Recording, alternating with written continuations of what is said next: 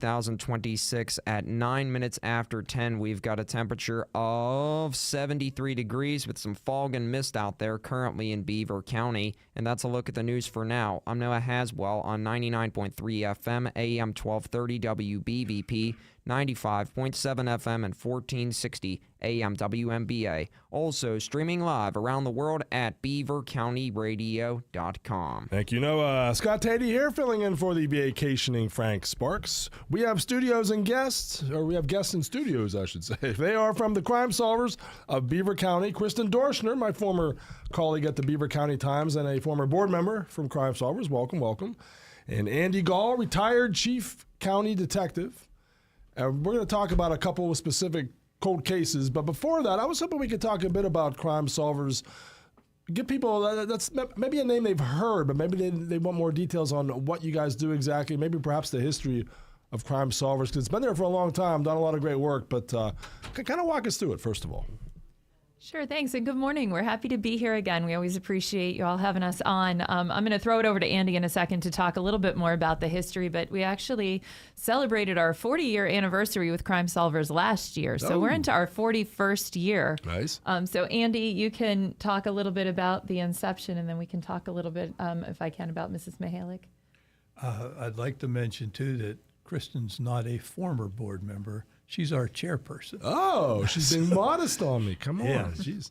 So, but one of the history of Crime Solvers in Beaver County is the fact that Tony Hovanek, who was the former police chief in Beaver for many years, guy I grew up with in Baden back in the day, but he became, when he came to be the police chief, he brought Crime Solvers with him. And it started...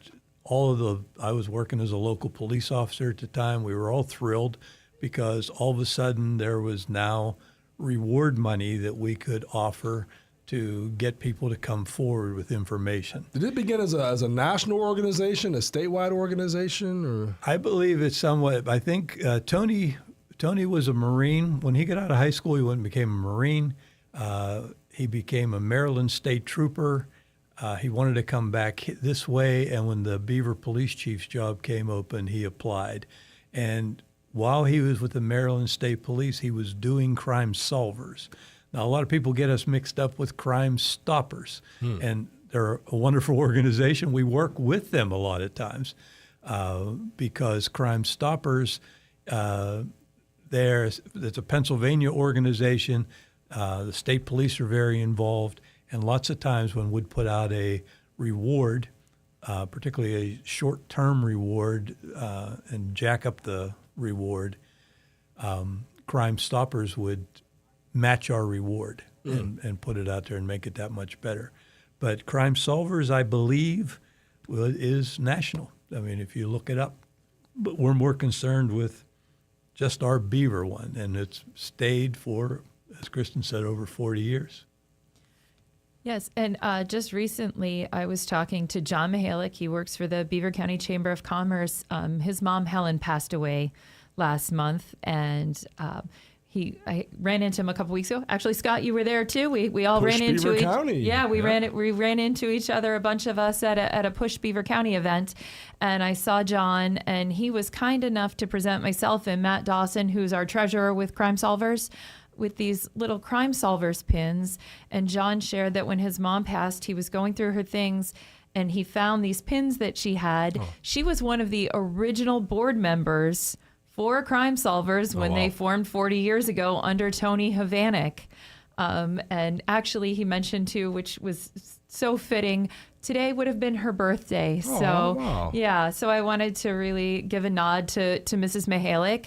And, it's just, and so John was kind enough to present Matt and I with her pins, because he said when he found them, he said, I knew exactly who they should go to. Oh. So that was incredibly kind. And he said, she really felt strongly about Crime Solvers. And I think most of us who are involved do, because this is a volunteer effort for all of us.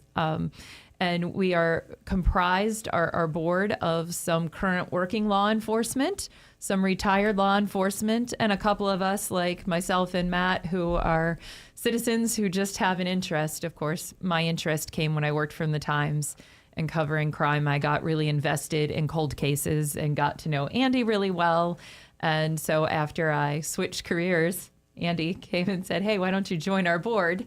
And so that's kind of how I got involved. But it's people like Mrs. Mihalik and also our immediate past chairperson, Charles Casborn, who really, got the organization going, kept it going. Shirley as well. Shirley Sayers. Shirley Sayers from Beaver, who many people would probably recognize her name. There were a lot of those folks who kept it going until we could sort of revitalize the board over the past 7 years or so. An organization that stood the test of time for 40 years now. I know as part of that, I've seen you both on national television talking about Beaver County crimes and then the attempts to solve some of them, right? Well, we do. They always want somebody that makes sense, so we always try to get Kristen on those shows with us. Well, she represents the news of the thing and where it was going and how it was put out there. And so we've been on a few shows together. And I kind of, just from being the old guy, I was always kind of the face of the person they put on these old cases when we do the TV shows. Well, somewhere is there a list of unsolved cases in Beaver County? I'm picturing like I would watch a cop show or a movie. There'd be a big drawing board or a big chalkboard, and they would show the names and pictures of all these people. Does something like that in some fashion exist? In my basement right now. Okay. Yeah, we have a complete list, and actually, if you would look at Beaver County Crime Solvers on, just Google it, our old website, which is no longer, we can't even access it anymore, is still there, and it has a list, and it's not completely up to date because we can't access it. Right. We've started utilizing Facebook a lot more for that right now. And that gives me an idea, though, because I do manage our Facebook page. I should do a pinned post, perhaps, now that we're talking about it, of all the unsolved cases out there that would just list them. And just a bit, we're going to get into a couple of those unsolved cases. Have there been some success stories, though? Have there been cases you have been able to solve and bring some kind of I don't know, justice or just some closure to families? We have ones that were listed on our website. One of the things some of the cops, when they listen to our show, some of the cops have said to me, "Why don't you? It sounds like we never solved anything when you're talking. Why don't you talk about some of the ones we have solved?" And we talked to Frank about that. That's why we called this cold cases and old cases, because we're planning on bringing that forward too, to let the people know that we've got a pretty good bunch of cops out there in Beaver County. The local police, the state police, the county detectives, they do a good job. And the vast majority, we have a much higher solve rate for homicide than you'll find in national type thing. Does advancing technology make it easier to solve some crimes with whether it's DNA research or computer modules or I would think license plate readers and all type ring cameras that people have on? That's all great, but we used to solve them back when you had to just knock on doors and talk to people, and when a portable tape recorder was a big move in technology, because now we didn't have to make everybody write it down. So all these things have come along, but we've been solving crimes for a long time. I remember from TV, one of the cases you solved that I can't remember as a local elected official or something, but it was a DNA, a styrofoam cup. He had taken a swig of coffee or hot chocolate or something, right? And that was what you linked the DNA from that. It was water, a water cup. Water, okay, okay. Yeah, and that's a perfect example of how we move forward. We've talked about this with Frank, that the detectives, before I retired, we started this and they finished it afterwards, that the case from Hopewell, that was from the mid-'70s. The evidence was re-examined. They found DNA on that case, on the victim's clothing. It was male DNA, and they did a familial DNA search and were able to identify. Now, that the perpetrator and everybody was pretty comfortable that that was him. He has passed away in the meantime, but it was closure for the family, which who were a couple of nice people. She had some sisters that still were around, and that worked. We had another one that we'll probably talk about in the future in Beaver Falls, where we were able to solve that case years afterwards. So. And I think one way Crime Solvers, with the Hopewell case that Andy referenced, one way we were able to be a support, because sometimes people wonder, I think, how do you all fit in here? Because, people know we offer rewards. In that case, the DNA testing that had to be done had to go through a private company that cost money. Oh. And money is in short supply for everyone, right? So there were two ways we were able to facilitate. There was someone who wanted to donate to help get this done, but you can't give money to the government, which the detectives, they are under the government. So they are able to give it to us, and we can then be a pass-through and pay the company to do that. And then we also, through our funds, made up some of the difference between the donated funds and what was still out there that needed to be paid for. Crime Solvers made up that difference so that they could get that work done and keep that ball rolling. So that's one way that we can work to support current law enforcement who are still actively investigating these cases. We're joined by Kristen Dorschner and Andy Gall from Beaver County's Crime Solvers Group. We're going to cut to a break and come back. Are we going to talk about a couple cases? We got a chance to do that? We are. So stay tuned for that. You may be able to help solve a cold case. July 11th and 12th, experience the Pittsburgh Music Festival presented by Pittsburgh Brewing Company and U.S. Steel at Pittsburgh Brewing Company in Creighton. Your support benefits Band Together Pittsburgh and Autism Pittsburgh. 2 days of outstanding local music like Joe Grishecki and the House Rockers, Billy Price Band, Sun King Warriors, The Gathering Field, Norm Nardini, and tons more, all on the Iron City stages. Great music, great community, and a great cause. July 11th and 12th. Tickets at pghmusicfestival.com. Vehicle shopping is confusing because the more you look, the more confused you get. Well, that doesn't happen when you visit All Access Car and Truck Sales in New Brighton. With over 20 years of experience, their friendly staff will listen to your needs and help you decide on the vehicle that best suits your needs. Check out their inventory online or in person. No matter what your credit is, they offer many options. Open Monday, Tuesday, Thursday, 10 to 7, Wednesday and Friday from 10 to 6, and Saturday from 10 to 4. So don't get confused. Cruise in and visit All Access Car and Truck Sales in New Brighton. Let them make your next car experience one to remember. Building a future, sharing a dream, working together, we're on the same team. Our nation is celebrating the 250th anniversary of the signing of the Declaration of Independence. This document granted freedom for all citizens in the form of having the basic rights to life, liberty, and the pursuit of happiness. This is Andy Dengel from Freedom United Federal Credit Union. It's time to celebrate the freedom we all enjoy. Remember, it's freedom that makes life worth living, and we are proud to carry on that name. Let freedom ring was a battle cry in the beginning days of our nation, and it's still true 250 years later and continuing. And because of what we do every day, there will be freedom in your future. Happy birthday, America. From Freedom United Federal Credit Union. Member NCUA, Equal Housing Lender.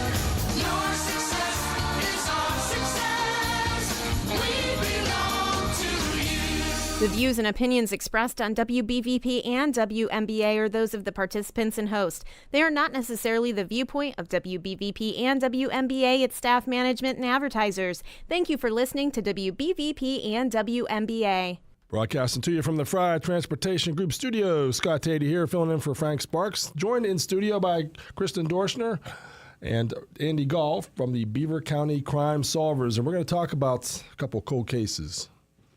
Well, and it's when we just said this during the break that one of the things about Crime Solvers is that part of our job is to keep these investigations alive. And some of them are pretty old. You asked about a list. These are two of the oldest cases on our list. And the reason we wanted to bring them forward is the fact one of them is 70 years old this year. There's a records rule that we used to, but we didn't follow it at the DA's office because of this. They said a homicide case, you could get rid of the files after 75 years because anybody involved would be dead. Interesting. And I don't necessarily believe that. I don't believe my successors believe that either. And we keep the files. We have some old case files of solved cases still down in the file room that are older than that. But one of them is in March 21st of 1956, a little girl by the name of Patty Patton. She was 4 years old. She was home. Her mother let her go out to play. It was kind of a cold spring day, still had some snow. Patty Patton, the mother looks out, she's not around. Where was this at? What This happened municipality? in Industry Borough. Okay. And so this was not a busy area. You just had neighbors, and neighbors all knew each other and watched out for each other. And so there was nothing surprising of letting a 4-year-old out of the house in the afternoon like that.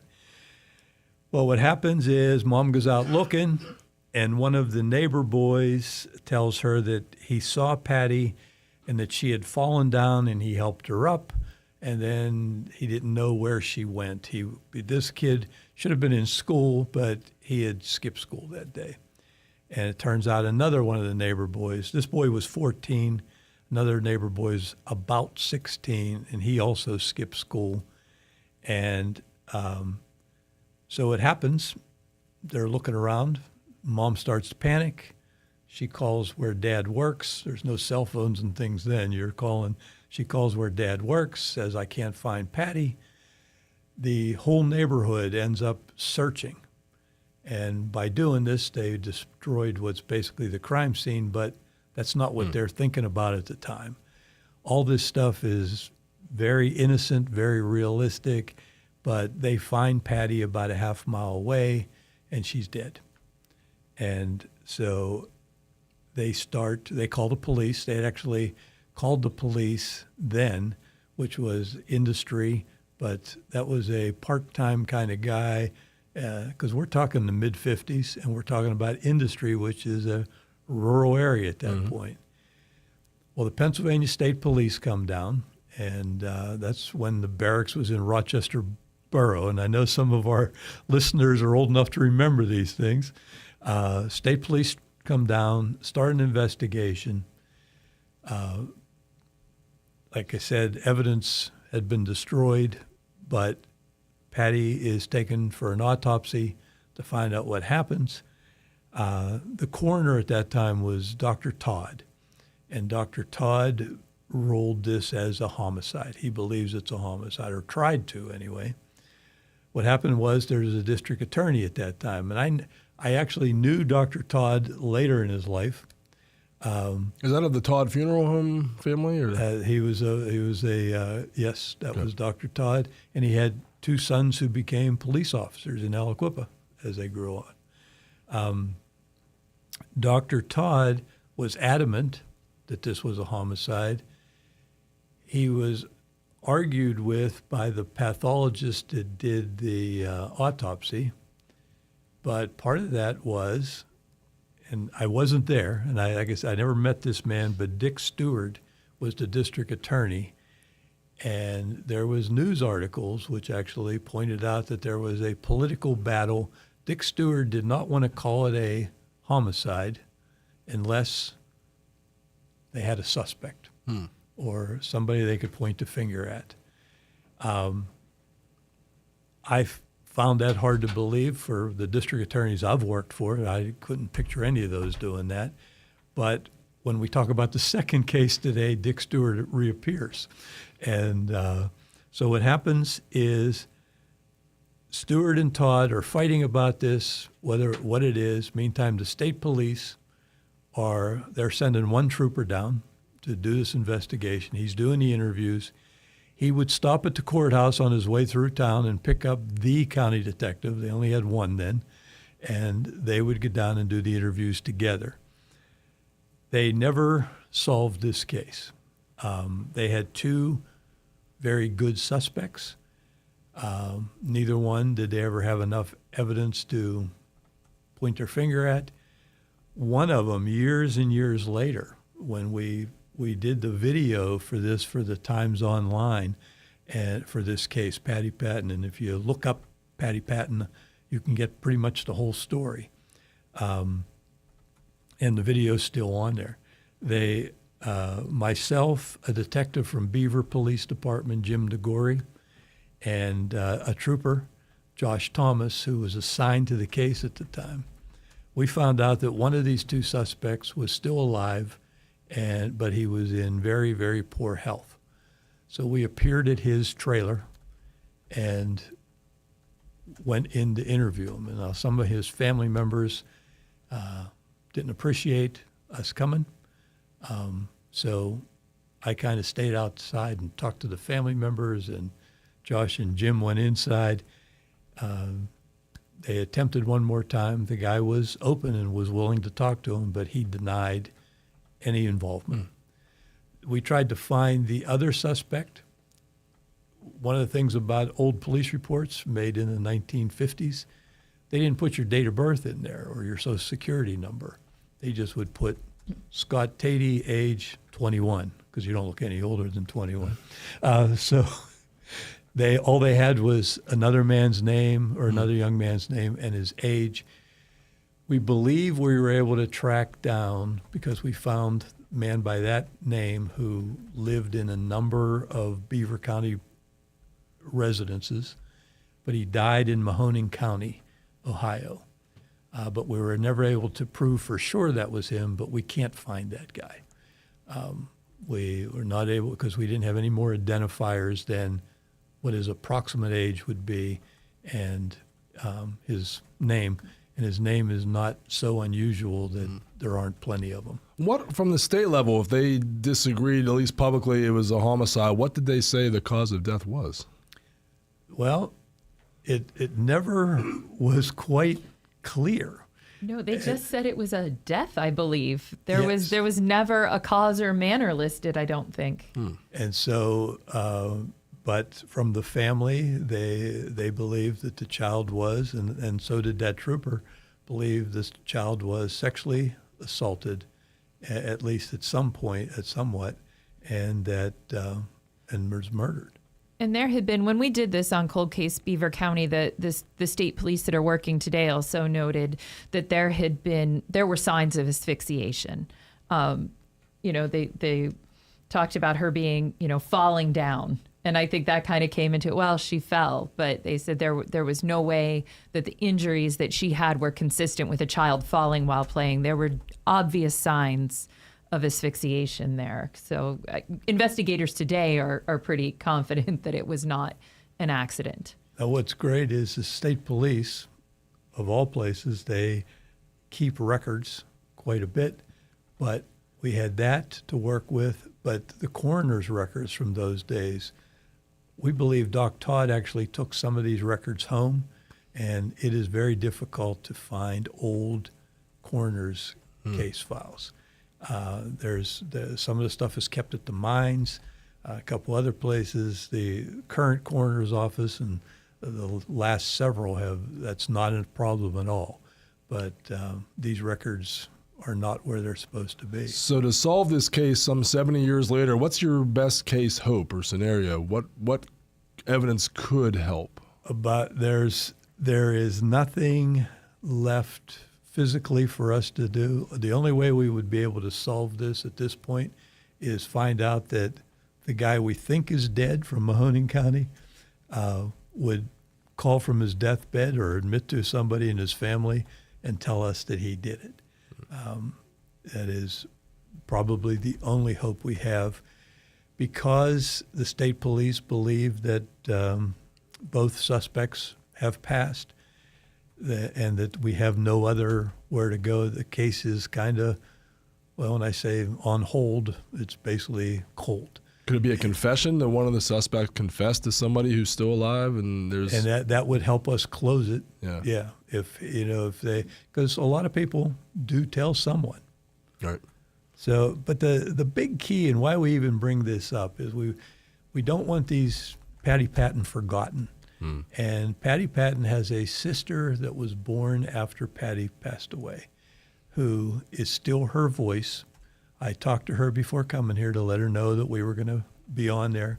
She's fully supportive. She says she got a call recently from Unsolved Mysteries.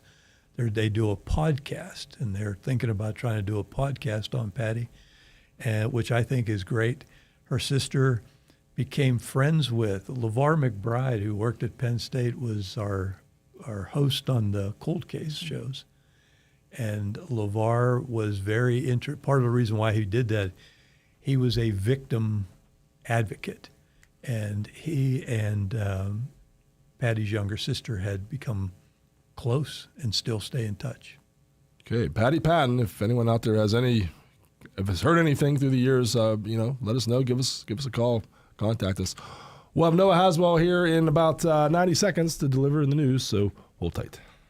Trade your ball caps for cowboy hats and get ready for a music-filled afternoon at PNC Park. Sunday, July 12th, after your Buccos take on the Milwaukee Brewers. We wrap up the first ever country weekend as multi-platinum award-winning country artist Jordan Davis takes the stage for a full-length post-game concert presented by EQT. One game, one concert, one price. Learn more at pirates.com/Jordan Davis. Tune in for Spotlight on Seniors every Sunday at 11 a.m. Host Valerie McKelvey will highlight what's important to the seniors of Beaver County. Spotlight on Seniors is brought to you by the Beaver County Office on Aging and beavercountyradio.com.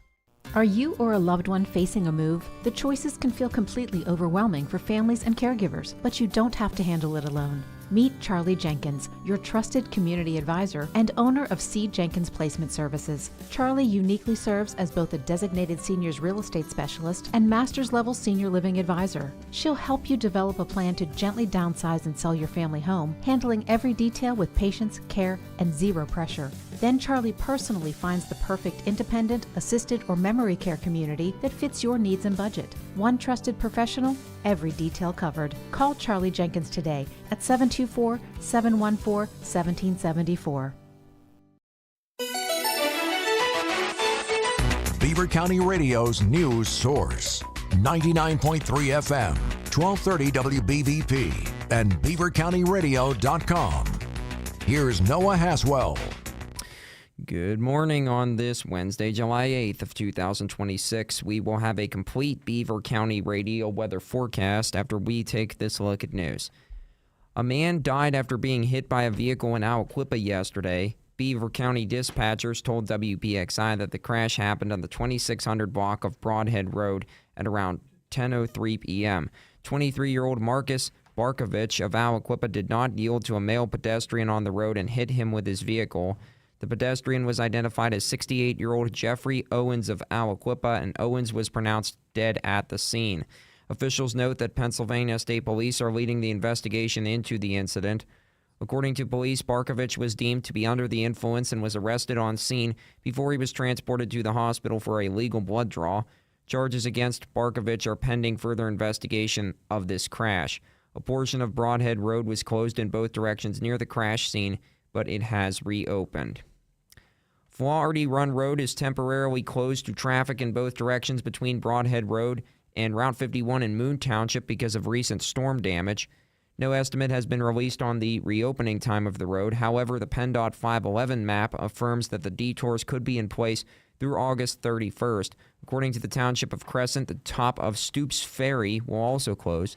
The suggested detours for drivers can be found on our website at beavercountyradio.com. The world's largest operating steam locomotive, dubbed the Union Pacific Big Boy number 4014, is getting ready to visit Beaver County this Saturday, July 11th. It is expected to arrive in the area of eastern Allegheny County sometime after 11:15 a.m. and eventually follow Route 65 through Swickley, Avalon, and Bellevue. It will stop for 30 minutes for a public viewing in Leetsdale at 6:15 p.m. The train will then stop at the Conway Yard before departing on Sunday, July 12th at 9 a.m. to go to Ohio. PennDOT District 11 announced that inspection work on Route 68, Midland Beaver Road in Industry Borough and Vanport Township will occur tomorrow and this Friday, July 9th and 10th, weather permitting. From 9 a.m. to 3 p.m. each day, there will be single-lane alternating traffic restrictions controlled by flaggers on Midland Beaver Road between Barclay Hill Road and Sebring Road, Bridge inspection activities will be conducted by crews from Mackin Engineering and the Sophis Rigging Company on the structure over Norfolk Southern rail lines.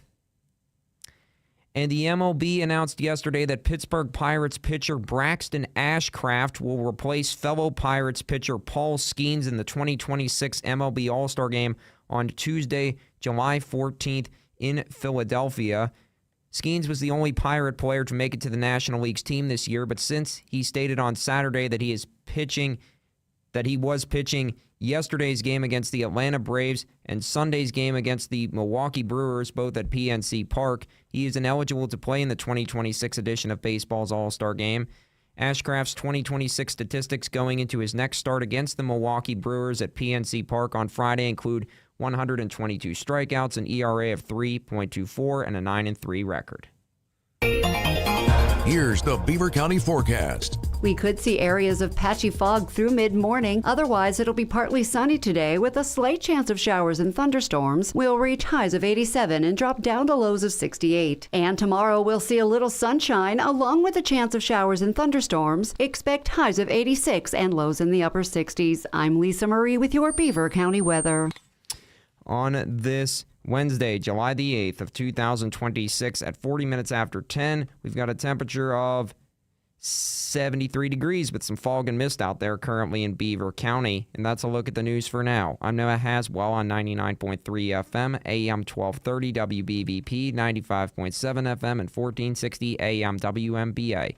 Also, streaming live around the world at beavercountyradio.com. Scott Tady here, filling in for Frank Sparks. We have guests in studio from the Crime Solvers of Beaver County, Kristen Dorschner and Andy Gall. Also streaming us on our Facebook page, and I turned my camera around so people can see me too. I was hiding.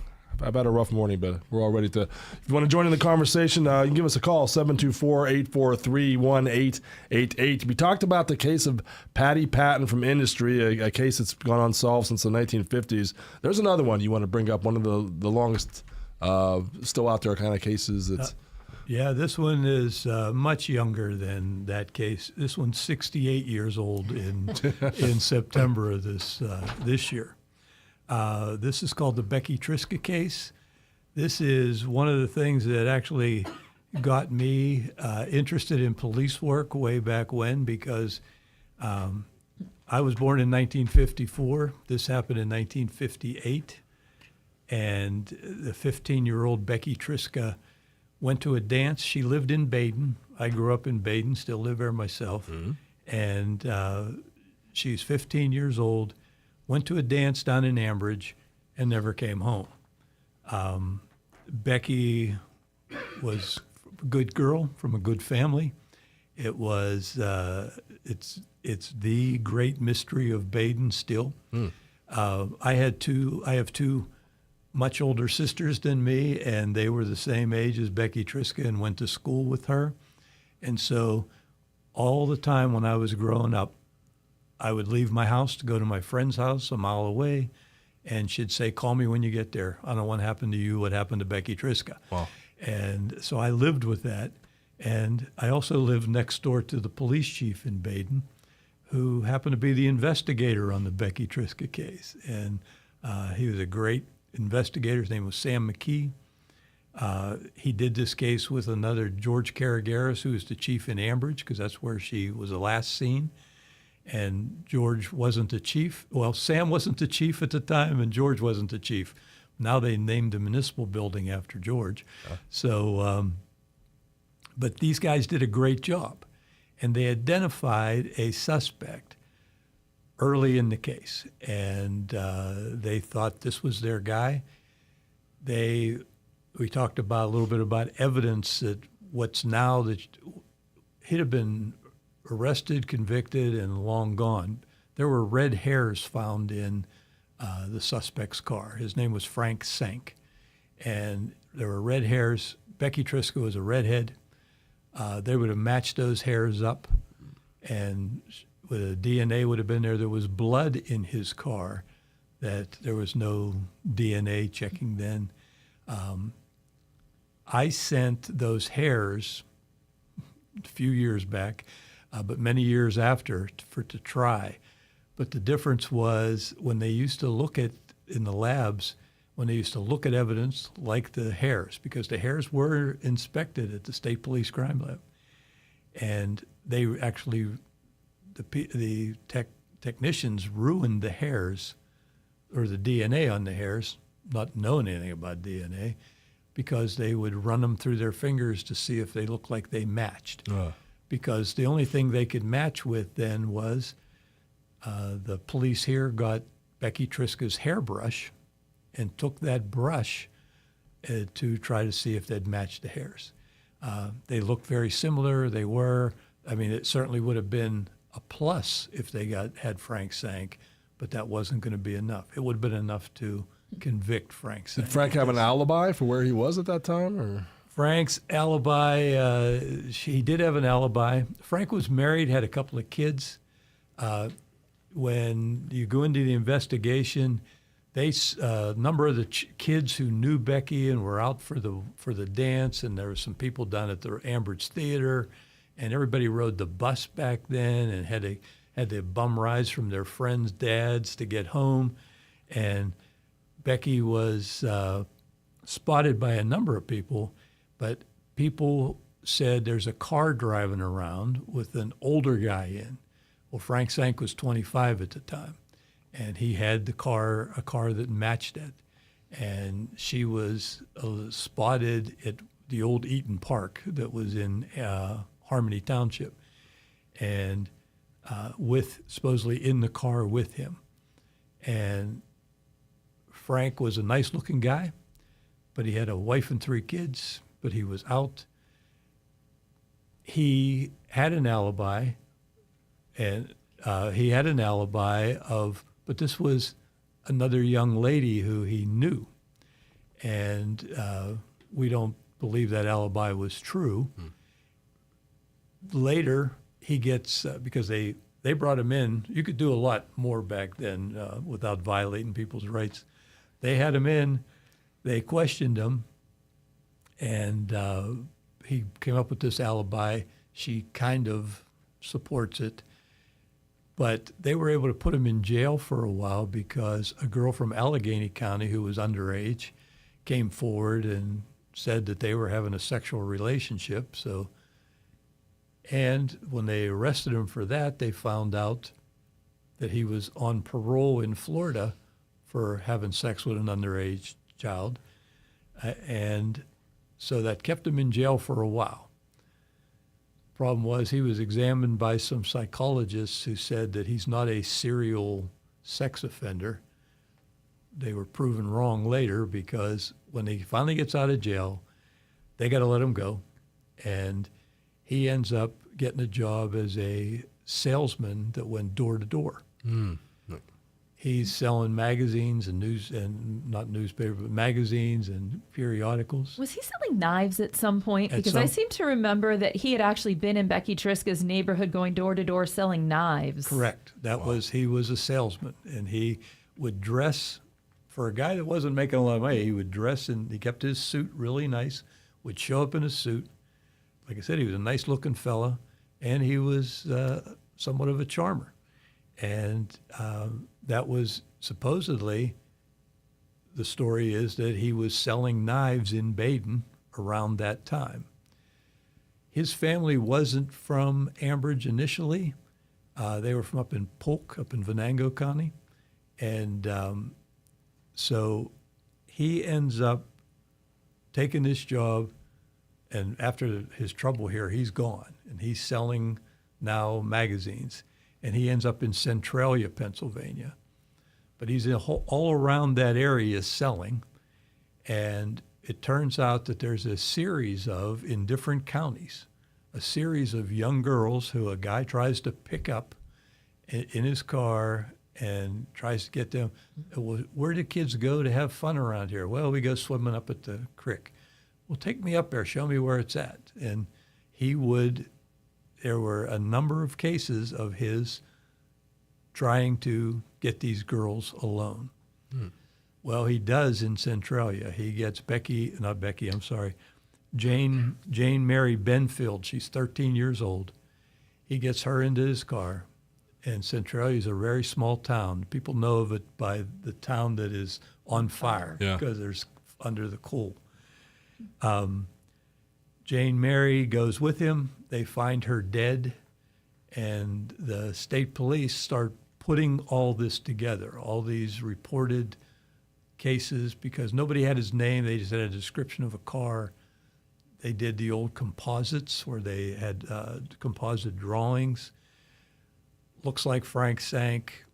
They go and they want to check Frank sank. They had plenty of suspicion for him for Jane Mary and for these several other sexual assaults.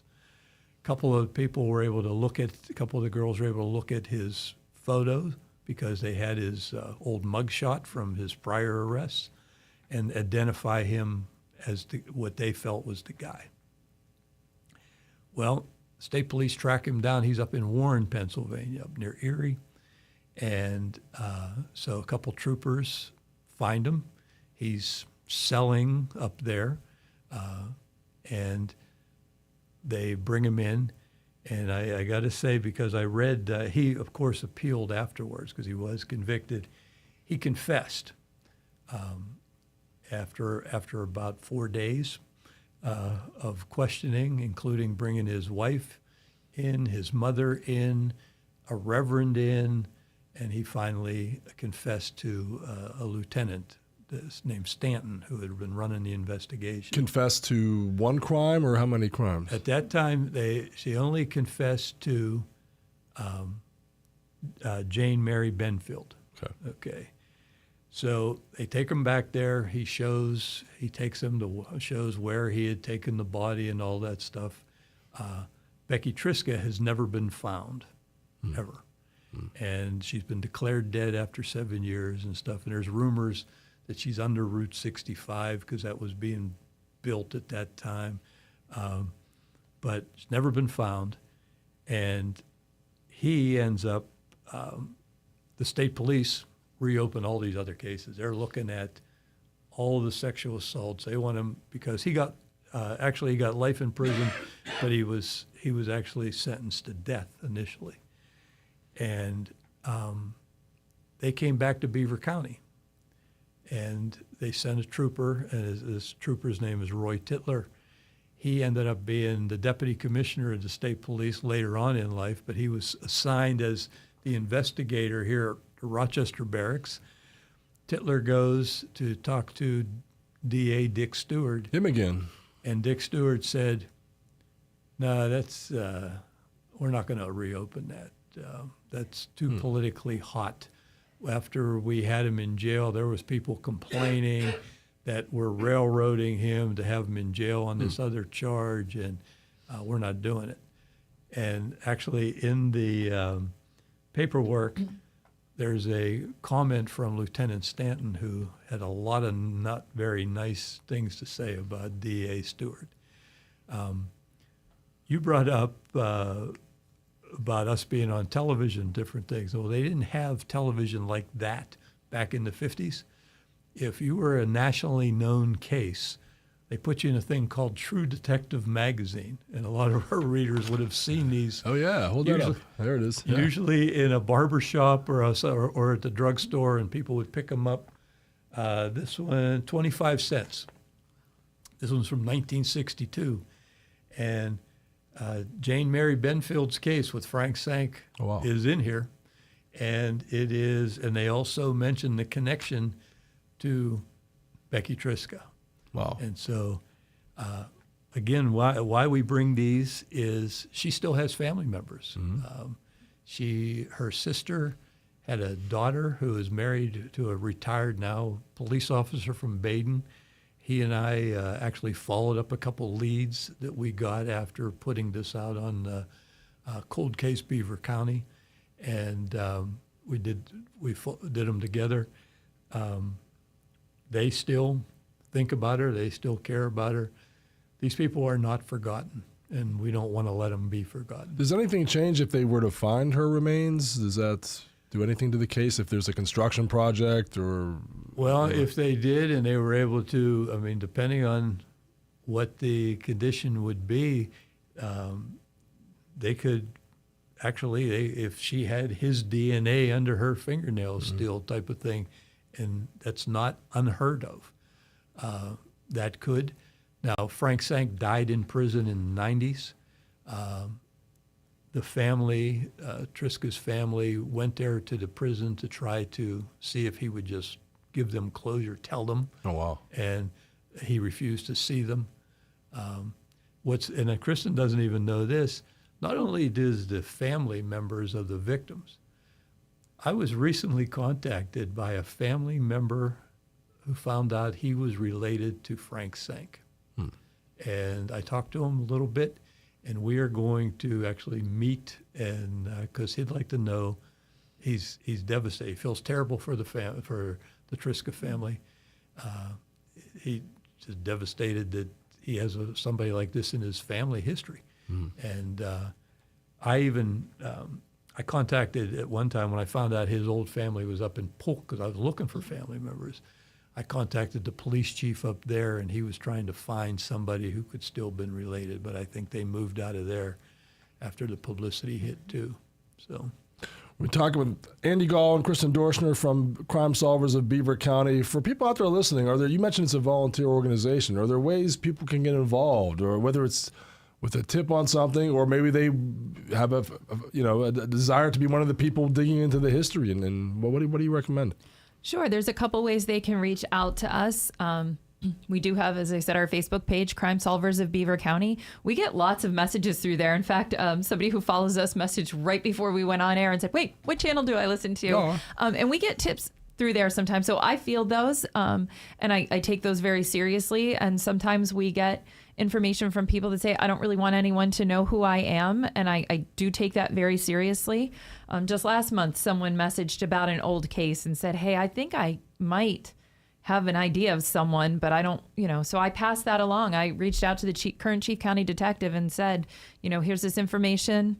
Person asked that I not give you their name, and I did tell her if they need to talk to you, if they feel like they need your name, I will reach back out to you and we'll work that out. So you can certainly message through Facebook.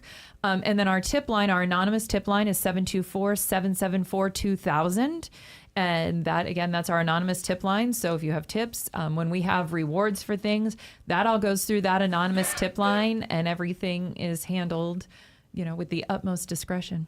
And you mentioned there is money involved if someone does have a tip that leads to the solving of a case. Absolutely. If they could do it, we're always willing to know that. Even if they simply call 911 and talk to the Baden police or the Beaver police who cover Industry Borough, all they have to do is mention, I heard this on Crime Solvers. Believe me, we would come up with something, because we appreciate the people calling. We appreciate you coming in and talking about these cases. We only have about a minute left, but any preview for next month? What case you'll be talking about? Well, one of the ones we want to talk about, and Frank, this is special for him, was we want to talk about bomb hammers. Oh, yeah, I remember that. And bomb hammers, like we said, we want to talk sometimes about ones we solved. And we're going to bring Chief Barry Kramer, who was the chief of police in Center Township when they caught bomb hammers. Bomb hammers committed the murder there. He was actually caught in Ambridge. So, but they prosecuted the case. That was one there was a killing in was it a martial arts studio, and then there was a gym somewhere or something like that. I remember that was happening in real time on TV. People were watching, and we believe he was headed for Ambridge. He was going to the synagogue. Interesting. Wow. So, all right, we appreciate that. We'll look forward to that next month. And Andy, Kristen, anything else you want to say? No, just thank you for having us. We appreciate it. We enjoy coming here. All right, us too. If you missed any of this, good news. You can go on our Facebook page or our YouTube page, and it was all archived there. And like I said, Crime Solvers of Beaver County, very much looking for any advice you have, any tips on any unsolved crime. So think about it. You just might have the answer. The new look Pittsburgh Pirates are ready to make a playoff